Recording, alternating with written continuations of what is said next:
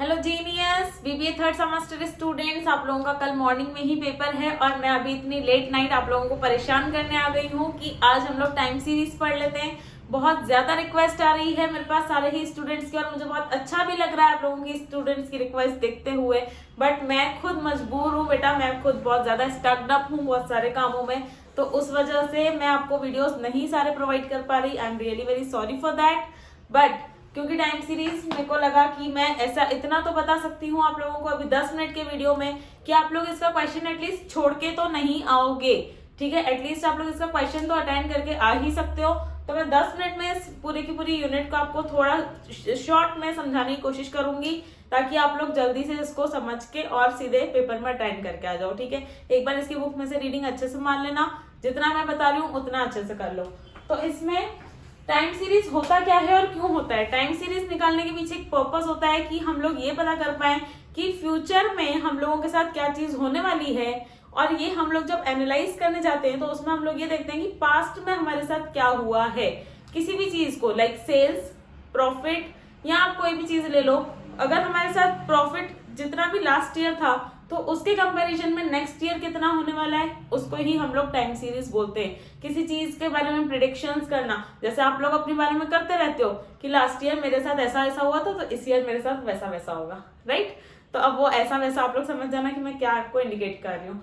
तो लाइकवाइज यहाँ पर हम लोग बिजनेस की बात कर रहे हैं तो बिजनेस में भी हम लोगों को टाइम सीरीज को प्रिडिक्ट करना पड़ता है, फोरकास्ट करना पड़ता है, वही होता है हमारा टाइम सीरीज। तो टाइम सीरीज का जो इंपॉर्टेंट पार्ट है, study of statistical data with reference to time. Time को देखते हुए हम लोग स्टैटिस्टिकल डाटा को पढ़ते हैं। जैसे हम लोग शुरू से स्टैटिस्टिकल डाटा ही पढ़ रहे हैं तो यहाँ पर हम लोगों को टाइम को रिलेट करना है। इंपॉर्टेंट एस्टिमेट होता है फ्यूचर के लिए, फ्यूचर में बहुत ज्यादा जरूरी होता है। अगर आपको फ्यूचर को प्रिडिक्ट करना है तो आपको पहले पास्ट पता होना चाहिए कि आपका पास्ट कैसा था। हम लोग बिजनेस की बात कर रहे हैं, ठीक है, रॉन्ग मीनिंग में मत जाना। Set of observations taken at equal intervals. Set of observations की बात करेंगे लाइक ईयरली या फिर क्वार्टरली, जैसे कि हर कंपनी का जो बजट आता है ईयरली आता है। किसी किसी के जो प्रॉफिट्स आते हैं, बैंक्स के जो प्रॉफिट आते हैं ऑलमोस्ट क्वार्टरली आते हैं, क्वार्टरली प्रॉफिट, ठीक है। तो किसी एक सेट पीरियड ऑफ टाइम के लिए होता है वो। हेल्प्स टू प्रेडिक्ट फोरकास्ट, करता ही है helps in planning future operation, ठीक है। इससे आपको ऑलमोस्ट बहुत सारी थ्योरीज में कवर हो जाएगी इतने में। कंपोनेंट्स ऑफ टाइम सीरीज, क्यों होता है भाई टाइम सीरीज चेंज क्यों होती है, क्यों मेरे पास जब लास्ट ईयर मेरे पास अगर 2 लाख का प्रॉफिट था तो क्यों मेरे पास इस बार भी 2 लाख का नहीं हो पाया, क्यों 1 लाख का हो गया या क्यों 3 लाख का प्रॉफिट हो गया। या तो कम हो जाएगा या तो बढ़ जाएगा, जरूरी नहीं है कि हर साल आपका प्रॉफिट सेम आ जाए, ठीक है, ऐसा कहीं भी जरूरी नहीं है। तो उसके कुछ चेंजेस के कुछ रीजन होते हैं, लाइक टेक्नोलॉजी चेंज हो गई, हमारी कैपिटल कॉन्ट्रीब्यूशन चेंज हो गई, बहुत सारी चीजें चेंज होती रहती है। तो यहाँ पर उसके कुछ कंपोनेंट्स हैं जिसमें है सेक्युलर टाइम, सेक्युलर ट्रेंड या फिर ट्रेंड जिसको हम लोग टी बोलते हैं। दूसरा जो इसका कंपोनेंट है वो है सीजनल वेरिएशन, सीजन की वजह से कोई वेरिएशन आ गया तो वो सीजनल वेरिएशन को हम लोग एस बोल देंगे। साइक्लिकल वेरिएशन, कभी मार्केट एकदम ऊपर चला गया, कभी नीचे आ गया, कभी ऊपर कभी नीचे, तो डिमांड एंड फोर्स की वजह से हम लोगों के साथ ऐसी चीजें हो सकती हैं। और इरेगुलर या फिर रैंडम मूवमेंट, कभी एकदम से हम लोग ऊपर चले गए, कभी हम लोग एकदम से नीचे आ गए, कभी हमारी सेल्स एकदम से पीक पे चली गई और एकदम से लोअर पे आ गई, उस वजह से भी हमारे साथ बहुत सारी चीजें बदलती है, ठीक है। तो ये सारे से कुछ कंपोनेंट्स हो गए। अब हम लोगों को इसमें मेन प्रैक्टिकल पार्ट क्या करना है, तो देखो थ्योरी में आ जाए तो थ्योरेटिकल पार्ट में ये सब चीजों को बहुत अच्छे से ब्रीफ करके 4-5 पेज में लिख कर ही आना, ठीक। अब आते हैं मेजरमेंट ऑफ ट्रेंड पे। तो मेजरमेंट कैसे करते हैं हम लोग ट्रेंड्स का, 4 मेथड्स होती हैं उसके लिए। 4 मेथड्स में free hand, semi average, moving average और मेथड ऑफ लीस्ट स्क्वायर, ठीक है। फ्री हैंड मेथड, इनमें सब में ग्राफ बनाना है, बहुत इजी से ग्राफ होते हैं। फ्री हैंड मेथड के लिए क्या करोगे, हम लोगों के पास जो डाटा गिवन है, आप लोगों को एक डाटा गिवन होगा और उसमें बताया भी होगा कि आपको कौन सी मेथड को यूज करते हुए ग्राफ रिप्रेजेंट करके आना है या सॉल्व करके आना है क्वेश्चन को। तो वो जो भी मेथड बोले आप लोग उस मेथड से ही सॉल्व करके आना। और फ्री हैंड में क्या करना है तो वो अभी अपन एक एक करके चारों को छोटा छोटा सा देख लेते हैं। तो फर्स्ट में है फ्री हैंड मेथड। तो फ्री हैंड मेथड में आप लोगों के पास ये क्वेश्चन है, यहाँ पर आपको ईयर्स गिवन है और यहाँ पर आपको सेल्स गिवन है। अब आप लोग क्या करोगे, सेल्स को हमेशा इस कॉलम पे ले लो, ईयर्स को हमेशा इस कॉलम पे ले लो। तो यहाँ पर हम लोग ईयर मार्क कर लेते हैं 1997, 1998, 1999, 2000, 2001, 2002, 2003 और 2004। ठीक है, मैंने 0403 करके लिख दिया है। आप लोग इसको अच्छे से कॉपी में बनाओगे, हो जाएगा। अब इसको मेरे को यहाँ पर लेना है, तो देखो इसमें गैप बहुत ज्यादा नहीं है। मैं अगर चाहूँ तो इसकी गैप 5-5 की भी ले सकती हूँ, और मैं इसको इक्वली स्टार्ट कर सकती हूँ 60 से ही, डायरेक्ट 60 से ऊपर के ही हैं सारे ही। ठीक है, 60, 64 की गैप में ले लेती हूँ मैं 68, 72, 4 की गैप में ले रही हूँ 76। ठीक, 76 के ऊपर कुछ भी नहीं है, 70 के ऊपर भी नहीं है। ठीक है, तो अब 1997 का है 62, तो 97 में आपको करना है मार्क 62 पे।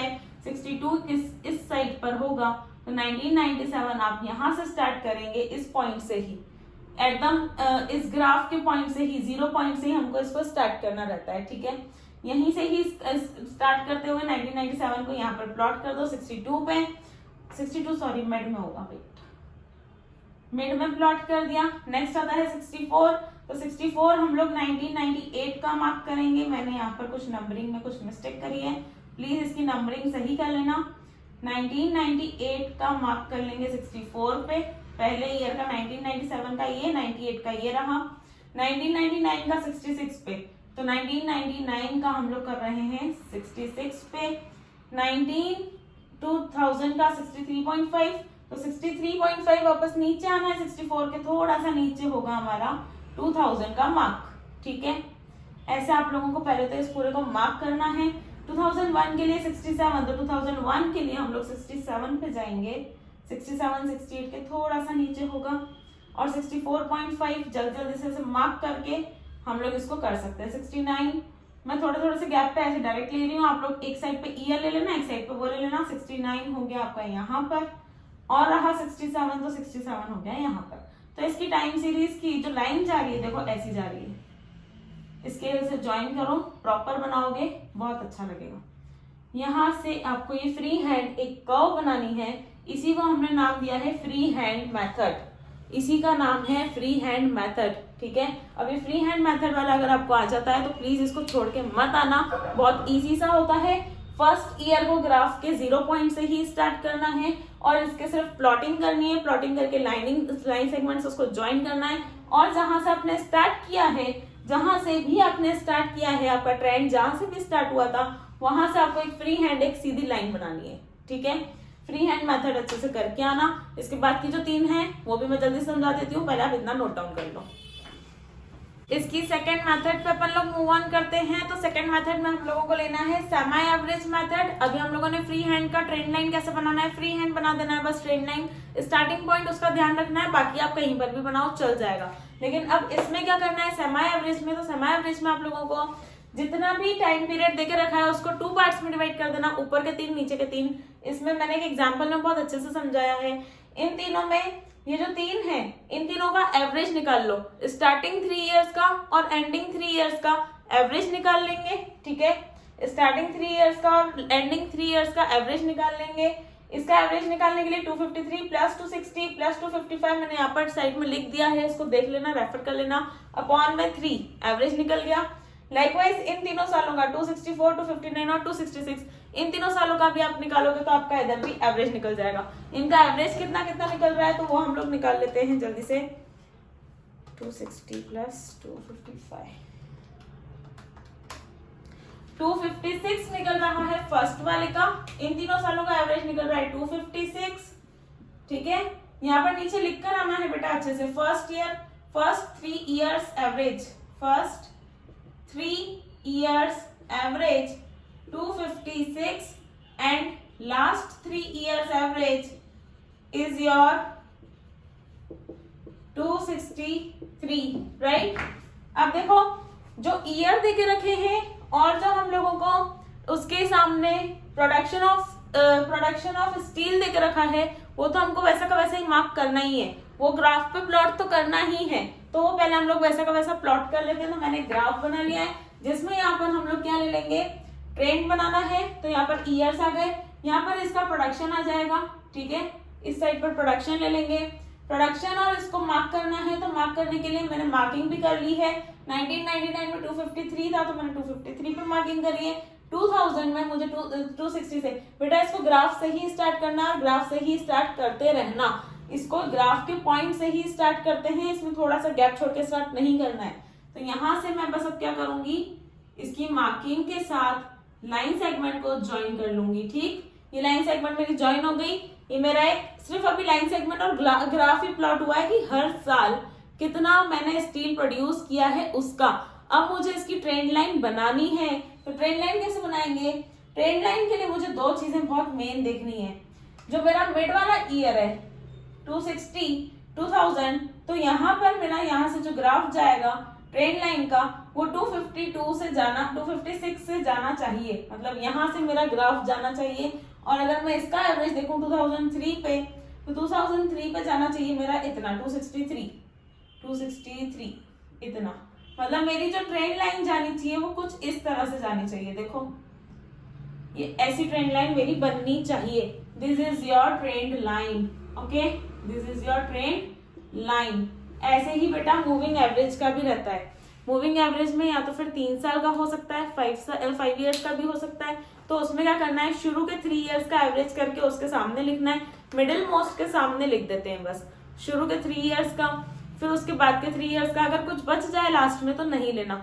स्टार्टिंग वाला हम लोग इसलिए नहीं लेते हैं, उसको छोड़ देते हैं क्योंकि उसके ऊपर कुछ है ही नहीं ना। जहां से हम लोगों को ऊपर से 3 ईयर मिल रहे हैं, देखो जैसे कि आप लोगों को मूविंग एवरेज में ये चीज सब जने पूछते हैं कि एक क्वेश्चन ले लेती हूँ मैं इसका फटाफट से। Moving average method, moving average में मुझसे यही पूछा जाता है। आई होप कि आप लोगों को वैसे सेमी एनुअल आ गई होगी बहुत अच्छे से सेमी एवरेज। मूविंग एवरेज में हम लोगों को पूछते हैं कि 1997 है, 1998, 1999, 2000, 2001।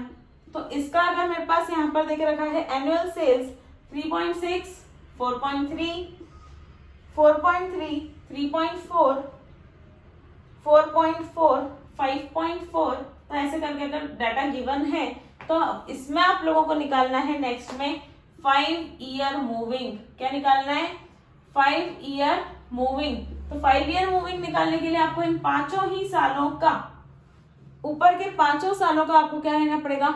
एवरेज। और वो कहाँ लिखोगे? इसके सामने लिखोगे। तो इन 5 सालों का एवरेज लोगे तो 3.6 प्लस 4.3 प्लस 4.3 प्लस 3.4 प्लस 4.4, 20/5, 4।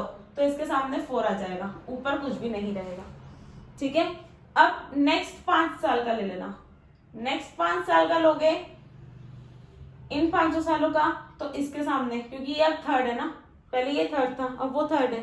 ठीक है, तो जो भी सेंटर में आ रहा है उसका करना है बस। मूविंग एवरेज बहुत इजी होता है, इसको बहुत अच्छे से आप एक बार बुक में से पढ़ो, समझ में आ जाएंगी चीजें। एक बार बस इसकी रीडिंग कर लो अच्छे से। ठीक है, इतना तो है एटलीस्ट। आप लोग अगर इतना भी करके आओगे तो बहुत अच्छे मार्क्स आ जाएंगे। ट्रेंड एनालिसिस में भी, ये टाइम एनालिसिस, टाइम सीरीज वाले चैप्टर में आप लोग इसका क्वेश्चन प्लीज मत छोड़ के आना। फ्री हैंड सबसे इजी मेथड है। उसके बाद में अगर हम लोग सेमी एवरेज देखें तो इसमें भी आपको कुछ भी नहीं करना, बहुत इजी है। ऊपर के 3 सालों का, मतलब जितने भी साल देके रखे ऊपर के अलग नीचे के अलग करके सेमी, उसको मतलब आधा आधा करके उसको सॉल्व कर लेना। ठीक है, आधा आधा सॉल्व करने के बाद आप लोगों को ट्रेंड लाइन थोड़ी सीधी बना लेना, अच्छे से बना लेना। ग्राफ तो पूरा वैसे के वैसे ही प्लॉट करना ही है। ट्रेंड लाइन की बस बात है, जो पहले वाला था फ्री हैंड, उसमें ट्रेंड लाइन फ्री हैंड चल जाती थी, जहां से स्टार्टिंग पॉइंट है वहां से। इसमें स्टार्टिंग पॉइंट तो ठीक है इसमें, लेकिन पॉइंट बीच में 2 और मार्क कर रहे थे मैंने, जो कि था 2000 इस पे सेंटर मोस्ट वैल्यू पे। सेंटर मोस्ट वैल्यू पे मैंने एवरेज वाला 256 वाला और 263 वाला इसके एवरेज वाला।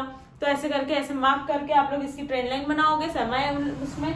और मूविंग एवरेज में आप लोगों को सिर्फ इसके ट्रेंड ही निकालने हैं, ऐसे निकाल लेना। ऊपर के 5 का, यहाँ का 3 ईयर का ट्रेंड बोला हो तो 3 ईयर्स का ले लेना और ये हो जाएगा आपका। तो इतना आज के लिए कर लो। ठीक है, इतने में बहुत हो जाएगा आप लोगों का। टाइम सीरीज का क्वेश्चन अब नहीं छोड़ोगे आप लोग। ठीक है, टाइम सीरीज का अच्छे से करके आ जाना, और साथ में जो पहले की 2 यूनिट्स हम लोग अच्छे से कर चुके हैं वो तो अच्छे से कर ही लेना।